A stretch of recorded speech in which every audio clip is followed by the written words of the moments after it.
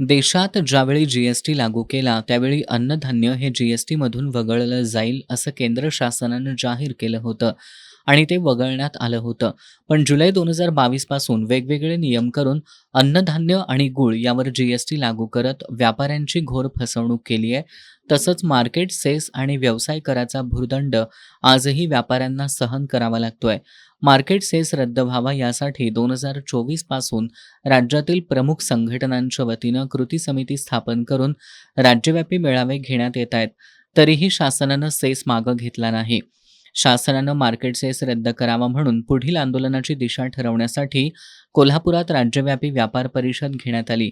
या परिषदेला Maharashtra chamber of कॉमर्सचे अध्यक्ष रवींद्र माणगावे, परिषदेचे अध्यक्ष दीपेन अगरवाल आणि मोहन गुरनानी यांची प्रमुख उपस्थिती होती.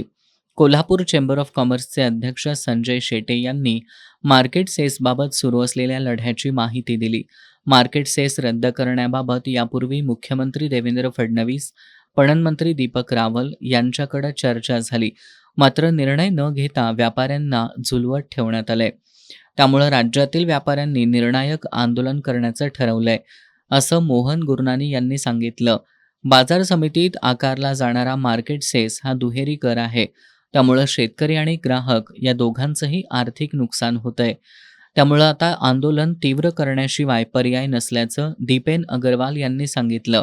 मार्केट सेस विरोधात व्यापारी आणि नागरिकांमध्ये जनजागृती होण्यासाठी नाशिक आणि मुंबईत 2 व्यापारी संवाद मेळावे आयोजित केले जाणार आहेत. 9 ऑगस्टला मागण्यांचा मसुदा स्थानिक पातळीवर आमदार आणि खासदारांना देण्यात येणार आहे. याबाबत निर्णय झाला नाही तर उग्र आंदोलन करण्याचा इशारा दीपेन अगरवाल यांनी दिलाय.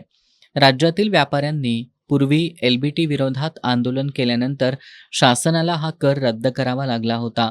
त्याची आठवण महाराष्ट्र चेंबर ऑफ कॉमर्सचे अध्यक्ष रवींद्र माणगावे यांनी करून दिली. मार्केट सेसबाबत येत्या महात्मा गांधी जयंतीपासून राज्यातील 5 लाख व्यापारी असहकार आंदोलन सुरू करणार आहेत. शासनाला मार्केटच्या माध्यमातून दरवर्षी 1100 कोटी रुपये मिळतात असं सांगून माणगावे यांनी आंदोलनाची व्याप्ती वाढवण्याचा इशारा दिलाय. या आंदोलनानंतर शासनाला मार्केटचे सेस रद्द करणं भाग पडेल असा विश्वास या परिषदेत व्यक्त करण्यात आला.